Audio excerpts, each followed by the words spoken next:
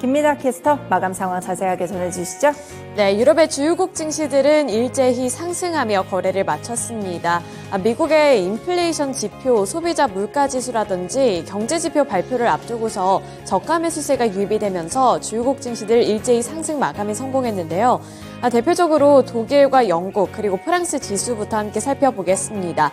독일의 닥스 지수가 0.74% 올랐고요. 영국 지수는 0.06%, 그리고 프랑스의 까크 지수는 0.4% 상승하면서 이렇게 주요국 증시들 일제히 올랐습니다. 특히나 독일 지수 같은 경우에는 0.7%대로 가장 큰 폭으로 올랐는데요. 이 유럽의 최대 경제 대국으로 알려져 있는 국가가 바로 독일입니다. 이번에 독일은 지난해 11월 산업수주가 전월보다 0.3% 늘어난 것으로 집계가 됐는데요. 이는 1.1% 늘었을 것이라는 시장의 전망을 대폭 하회했지만 3.8% 줄었었던 10월과 비교했을 때는 크게 회복이 됐기 때문에 크게 회복이 되었다는 점에 시장은 더 주목을 했습니다. 이에 따라서 독일 지수 0.74% 가장 큰 폭으로 오르는 모습이었고요. 그리고 시장은 이제 오는 11일부터 12일까지 예정이 되어 있는 이 미국의 지난해 12월 소비자 물가지수와 생산자 물가지수 발표에 촉각을 곤두세우고 있습니다. 이번 주에 발표가 되는 이 CPI 그리고 PPI도 함께 눈여겨보셔야겠습니다. 네, 이어서 국제 유가 확인해 보겠습니다. 국제 유가는 급락하며 마무리 지었습니다. 장중에는 5%대까지 낙폭을 키우기도 했었는데요.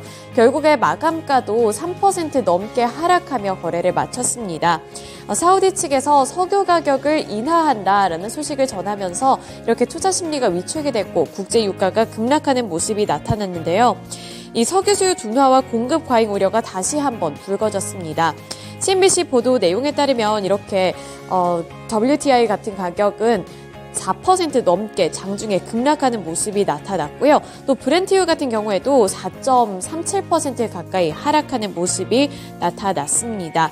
이렇게 사우디 측에서 발벗고 가격 인하에 나선다는 소식이 투자 심리를 압박을 시켰고 따라서 3.9% 내린 70.93달러의 종가를 기록했다는 점 확인해 보실 수 있습니다.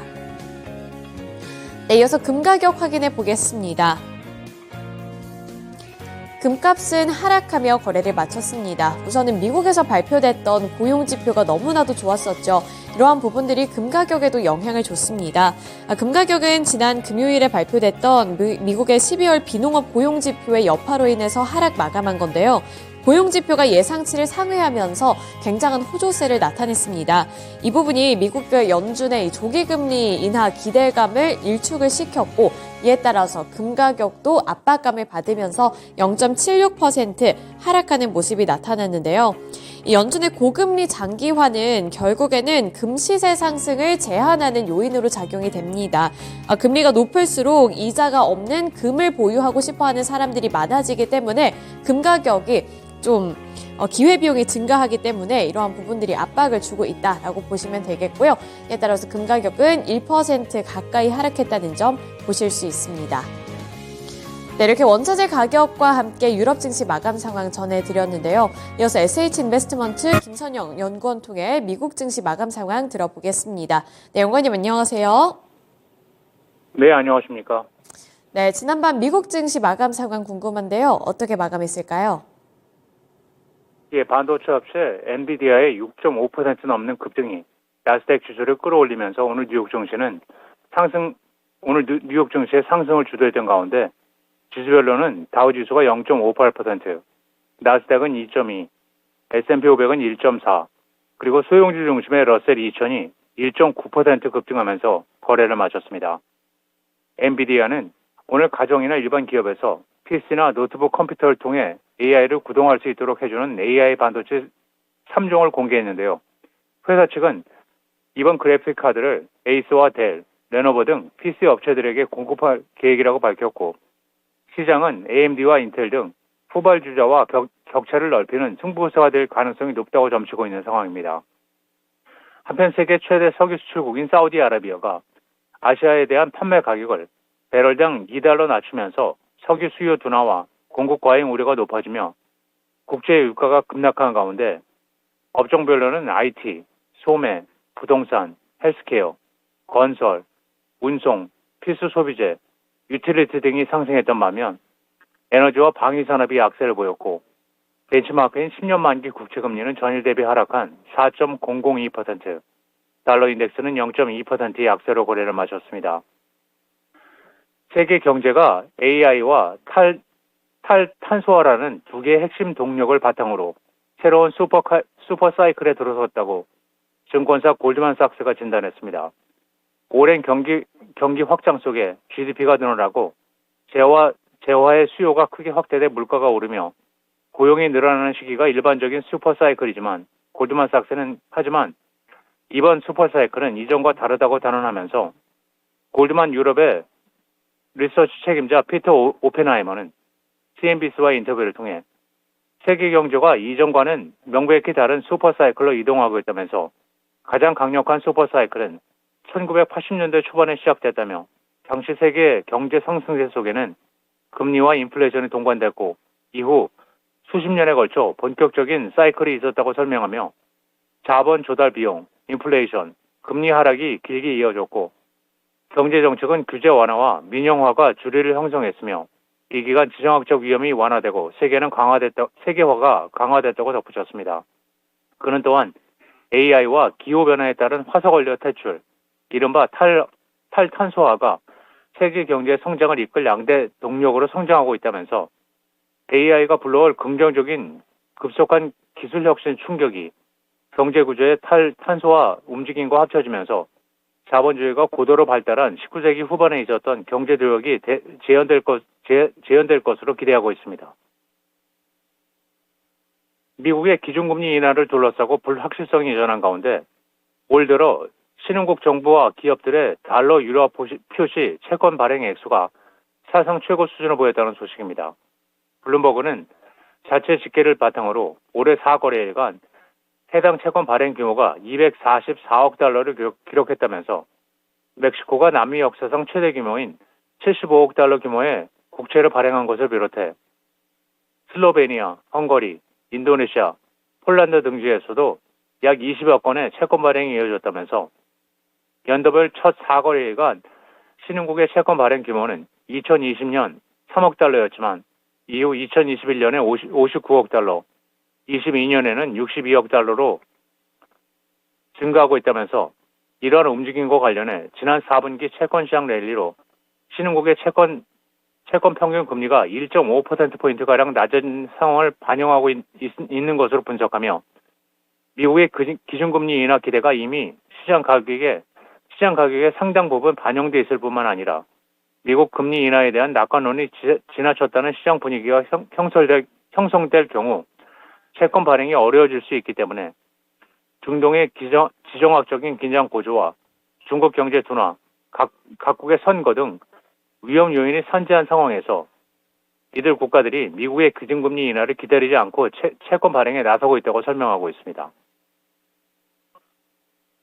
다우지수의 구성 종목인 대형 헬스케어 업체 존슨앤존슨에게 20억 달러, 주당 28달러에 인수된다는 뉴스로 캘리포니아주 라호야 기반의 표적 암치료 약물 개발 업체인 암브렉스 바이오파마가 오늘 101% 급등해 24달러 47센트의 거래를 마쳤고 존슨앤존슨은 0.2%의 오름세를 보였습니다. 이 같은 인수 금액은 전일 종가에 약 105%의 프리미엄이 붙은 것으로 존슨앤존슨 측은 암치료 시장 진출을 위해 표적 암치료 약물을 개발 중인 제약회사 인수를 추진해왔고 암브렉스는 암세포를 표적으로 삼고 건강한 조직의 손상을 최소화하기 위한 유도 미사일로 불리는 이른바 항체 약물 접합체 약물 치료법을 개발하고 있으며 이 약물은 전립선암 환자들을 대상으로 한 초기 임상 단계에 있는 것으로 알려지고 있는데요. 이번 거래는 존슨앤존슨이 유명한 암치료제 사업을 추가하고 최근 제약회사들이 잇따른 M&A 속에 사업 영역 확보를 위한 조치로 풀이되고 있습니다.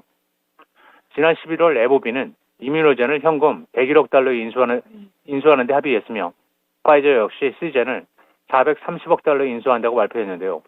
존슨앤존슨은 소비자 부분을 분리한 이후 의료기기와 의약품 사업 부분의 매출 증대에 주력하고 있는 상황입니다. 마지막으로 내일은 연방 상무부의 11월 미국 무역 적자가 발표되며 시장 예상은 전달 대비 증가한 647억 달러이며 알버슨스 잉크를 시작으로 프라이스 스마트, 네오젠 코프, WD-40, TD 시넥스, 스마트 글로벌, 에퀴티 브랜스 잉크, 틸레이 브랜스, 복스 인터내셔널, 케렌프 콤프, 그리고 사라토가 인베스트먼트 코프가 지난 분기 실적을 발표합니다. 네, 이렇게 일정까지 함께 들어봤습니다. 오늘 말씀 고맙습니다. 네, 감사합니다. 네, 이렇게 유럽 증시에 이어서 미국 증시 마감 상황 함께 알아봤는데요. 이어서 전일장 국내 증시는 어떻게 마감을 지었을지 국내 증시 마감 상황도 함께 알아보겠습니다. 먼저 코스피와 코스닥 엇갈린 채로 종가를 형성했는데요. 코스피는 0.4% 하락한 가운데 코스닥은 0.11% 소폭 오르며 거래를 마쳤습니다. 코스피는 0.4% 내린 2,567포인트의 종가를 기록했고요. 코스닥 같은 경우에는 0.11% 강보합권 수준을 나타내면서 880포인트 선 눈앞에 두고 거래를 마쳤습니다. 코스피 같은 경우에는 연일로 이렇게 급락하는 모습이 나타나고 있는데 수급 주체별로 어떠한 주체가 사고 팔았는지 수급 상황도 함께 알아보시죠. 먼저 거래소에서의 수급 주체별 매매 동향 살펴보도록 하겠습니다. 코스피에서는 개인 투자자들 그리고 외국인 투자자들의 자금이 모두 다 유입이 됐지만 반면에 기관 쪽에서 4천억 원 넘게 매도하면서 지수를 하락으로 이끌었는데요. 외국인은 1,700억 원 매수 우위를 기록한 가운데 기관은 4,375억 원 팔았습니다.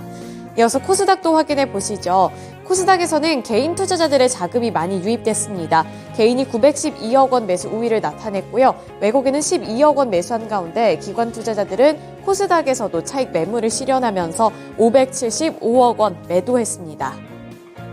네, 이어서 특징 섹터 넘어가 보겠습니다. 어제 주목을 받았었던 테마 종목들 어제도 뚜렷하게 있었는데요. 그중에 첫 번째 종목이 AI 관련 종목들입니다. 이 AI 관련 종목은 사실 어제뿐만이 아니라 지난주 금요일 시장에서도 주목을 받았었고 또 시간의 거래에서도 급등해주는 모습이 나타났는데 어제 월요일 개장 직후부터 이렇게 AI 관련 종목들 일제히 강세를 나타냈습니다. 이스트소프트가 29.94%로 상한가를 기록하면서 25,650원을 터치했고요.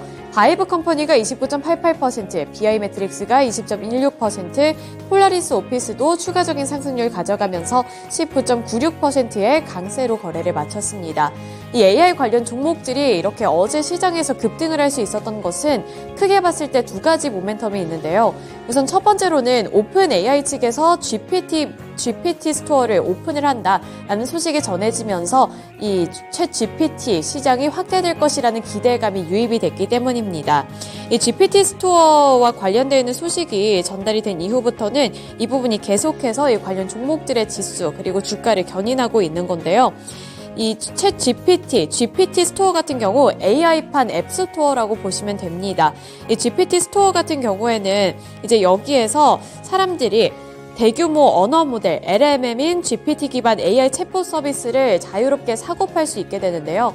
이로써 이 GPT 마켓이 조금 더 상용화가 될 것이라는 기대감이 이렇게 관련 종목들의 주가를 끌어올렸습니다. 한글과 컴퓨터 같은 경우에도 29.99%의 강세를 기록을 했고요. 이와 관련해서 정보기술업계, IT 업계에서는 GPT 스토어가 실생활용 AI 상용화를 확 넓힐 수 있는 계기가 될 것으로 전망을 하고 있다고 하는데요.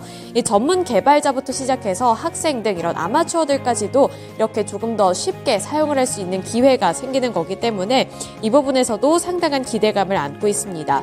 이렇게 GPT 스토어에 대한 기대감이 가장 첫 번째 모멘텀으로 작용이 됐고요. 두 번째로는 이제 이번 주에 개최가 되는 CES도 있습니다. 미국 라스베이거스에서 개막을 하는 CES 2024에서도 AI에 대한 기대감을 높이고 있는데요. 이에 따라서 KB증권에서는 직접 AI 전시로 분류하지 않는 기업 중에서도 AI와 관련되어 있는 자율주행, 로봇, 또 스마트홈, 헬스케어 등 분야 기업을 고려했을 경우 AI 관련 업체들이 대거로 참여할 것으로 보인다면서 여러 분야에서 이제 AI가 상용화될 것이라는 기대감 역시나 높아지고 있다고 평가했습니다. 따라서 관련 종목들 급등을 했고요. 어제 이렇게 GPT 스토어라든지 AI와 관련해서 주목을 많이 받았던 만큼 카카오라든지 네이버 같은 이러한 인터넷 플랫폼주들도 상승해 줬다는 점 확인해 보실 수 있습니다. 네, 이어서 다음 섹터 확인해 보겠습니다. 다음 테마 종목으로는 초전도체 관련 종목들 볼 텐데요. 어제 초전도체 관련 종목들 굉장히 강한 시세를 분출했습니다. 파워로직스가 30% 꽉 채운 상한가 나타냈고요. 9,620원에 터치했습니다. 신성 델타테크도 25% 오른 72,500원을 기록한 가운데 나머지 서남이라든지 모비스, CCS도 9%에서 14%대까지 상승폭을 확대해 나가는 모습이었습니다. 초전도체 관련 종목들도 사실 지난주부터 관심을 받기 시작했고 퀀텀 연구소, 여기서 이석배 대표가 정말 오랜만에 공식 석상에 등장을 한다라는 소식이 기대감을 더욱더 높였습니다. 지난해 7월에 상온 초전도체로 알려져서 이목을 집중을 시켰었던 이 LK99의 개발자가 해당 물질에 대한 개발을 주장한 이후에 공식 석상에 처음으로 등장을 한다는 소식이 있었고요. 또 LK99를 만들었다고 주장했던 앞서 말씀드렸던 이석배 퀀텀에너지연구소 대표가 이제 오늘 오후 4시에 연세대학교 양자산업융합 선도단 비전 선포식에 참석을 한다라는 소식이 투자 심리를 이끌었습니다. 연세대 QILI는 지난해 12월 보도자료를 통해 밝힌 바와 같이 인공지능과 양자 컴퓨터 기술을 활용을 해서 초전도 물질을 비롯한 각종 소재 개발에 나서겠다라는 계획을 선포식에서 발표할 것으로 예상이 되고 있는데요. 오늘 오후 4시인 만큼 오늘의 주가 흐름도 보셔야겠고요. 필요에 따라서는 내일의 경우에도 이 초전도체 관련 종목들 랠리를 이어갈 수 있을지 여부도 체크해 보시면 좋을 것 같습니다. 네, 이렇게 전일장 주목을 받았던 특징 종목들까지 알아봤고요. 지금까지 글로벌 증시 마감 시황이었습니다.